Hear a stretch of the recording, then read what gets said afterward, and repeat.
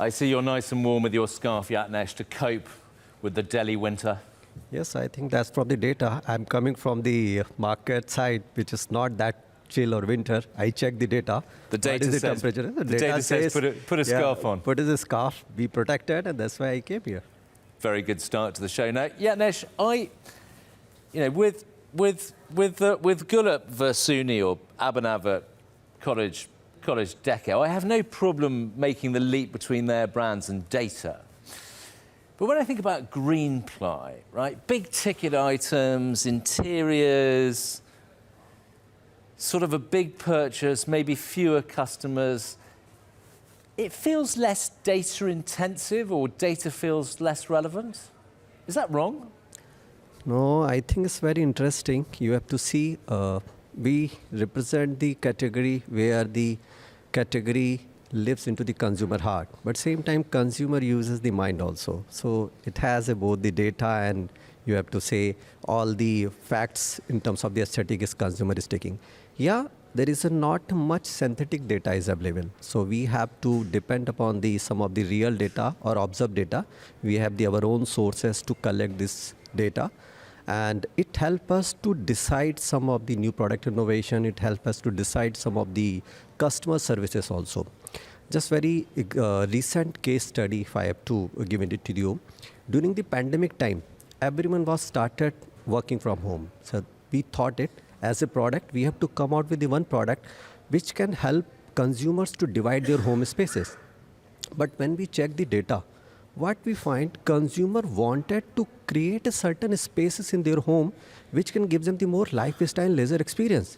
So what was the product development we were doing it? It was against the data which the consumer was reflecting to us. So I think we also using the data. There is a less syndicate data, but more the real-time or observed data which we are using it. Well, that's very interesting, isn't it? Because for example, if I have to interrupt you, it is, can you guess it, what the consumer was looking to create at their home during the pandemic time? Freedom, space? What kind of the interior space they were looking for their home? Tell me. If it's not a censored, so it's for the bar. The maximum consumer looking the more the bar at their home. The second level is the puja house, the temple creation. And we were thinking the consumer was looking for more the work from home. They're looking more for the workstation.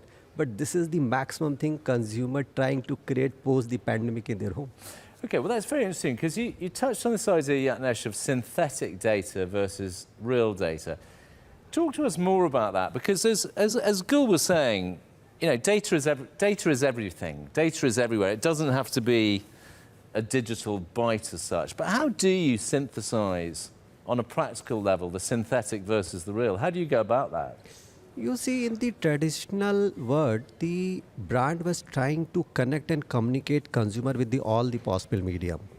And now in this new world, where the consumer has using more and more web, and web has given the very complexity of the choice to the consumer. So they are continuously exploring, evaluating. On this, there is a certain set of the data is available from the synthetic world. You can say the computer generated data, what they are searching, what they are exploring. But same time, there is some real-time observed data is also available, which we captured from the marketplace, which we captured from some of our own sources. This tells us how they are evaluating it. So between their exploration and evaluation, you have to come out with the solution which is the more intuitive for them, which is more inclusive for them. So that's the way the synthetic and as well as the real-time data is helping for us to take the Okay, decision. so it's like a kind of river delta. One tributary of synthetic meets another tributary of real. But when you come to interpret this information or data, Yatnesh, talk to us a bit about the role of the gut, right? I mean, we talked a bit to Gul about it's an art and a science. How do you, when you're talking to young marketeers, what do you tell them they need to do to be great at data interpretation? Yeah, there are the certain biases comes when you take it the more real time of the observed data. But once you mix it up with the synthetic data, those biases get neutralized also. So you have to use it, you have to analyze it.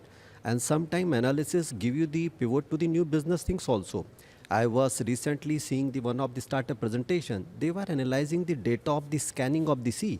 From there, that startup enter into the phishing startup business. So sometime when you do the analyzing synthetic versus the real-time data, you pivot to the new business also. The same way the marketer has to see, they have to mix up both the data and they have to come out with their own observations also. And how important is experience in all of this? I mean, do you feel a marketing veteran? Are you better at this end of your marketing career at interpreting data than you were when you started? Yeah, I think it's an interesting question. When I started my career, I am from the stats background, so love for the data is quite natural. But when I started, so my environmental were telling me the marketing is this art. You have to put it into the creative way, what the consumer are thinking. And you have to portray their consumer journey.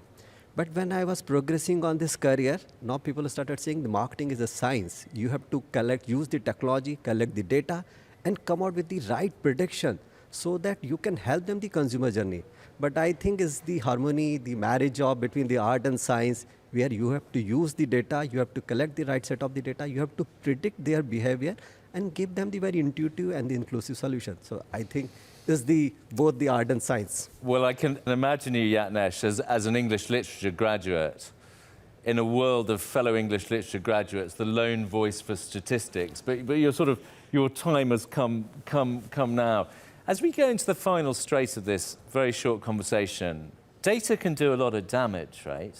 You know, we're all of us aware of the impact of data on kids, on mental health, of all those things. Where do you stand on that, and where do you as a brand do your bit to prevent data doing damage? Yes, so if I have to say the data is one of the most important tool currently into the marketer's hand. It's bring the unique opportunity, but same time it comes with the certain caveat also. So we have to, as a marketer, we have to use the consent and control of the data in a very smarter way. Sometimes the product's characteristics which we trying to market, it can become the detrimental to the brand also, or maybe this is not good for the society. So as a marketer, we need to practice it, and we need to see, there are the regulatories are there, but we need to see how we should not invade the privacy of the consumer, or how we cannot make it the harmful for the audience in the name of the inclusive marketing. So that's the caution which as a marketer we need to see while using this data. Yeah, because it's a responsibility. Yes, responsibility. It's a responsibility. Final question, Yatnesh. From many young marketeer viewers out there, when it comes to the science of data-driven marketing, what's your one piece of advice for them? If I have to say, data bring the unique opportunity. Brings a unique opportunity. Well, it's been a unique opportunity having you on the show, Yatnesh. Thank you so much for joining us on Trailblazers. Thanks. Thanks, sir.